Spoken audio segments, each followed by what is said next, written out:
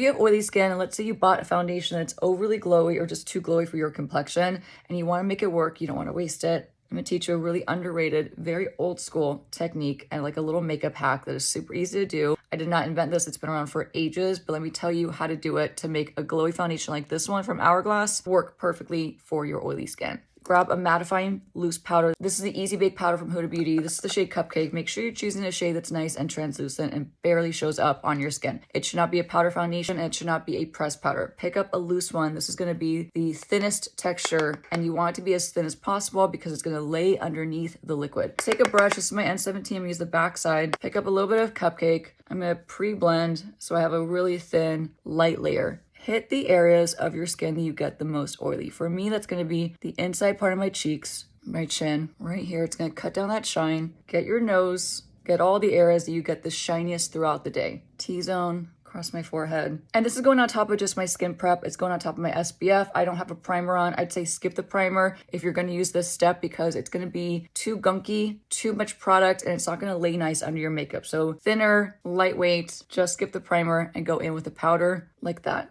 Same brush, I'm going to flip it to the front. This is the lighter fiber side. Dip into the Hourglass foundation, work it into my brush, and then press it on top. This technique is actually going to help your foundation to grip onto your skin much better. Whereas if you're just applying this glowy foundation on top of your more oily skin that is also prepped with hydrators, moisturizer, sunscreen, it's going to create this slip and slide effect. And this is going to help to cut down that slip and give you maximum grip even with your glowy formula foundations. Tap it in, blend it out just like you normally would. And you'll be shocked at how this grips onto your skin, how it lasts a lot longer, even without primer, and how it's going to keep your oils at bay so much better. You see that finish? Another reason why you want to do this kind of technique is if you have larger pores or skin texture, that powder, that thin little layer of powder, it has to be a good powder, but that thin layer of good powder is going to help to smooth, blur, and refine the look of texture and pores prior to your foundation going on top. Glowy foundations, anything that has a bounce back and a reflective quality, sometimes can enhance texture and larger pores. So by doing this thin layer of powder, you're really smoothing your skin, giving it a filtered effect prior to your foundation going on top, and it's just going to allow this foundation to work on your more oily skin.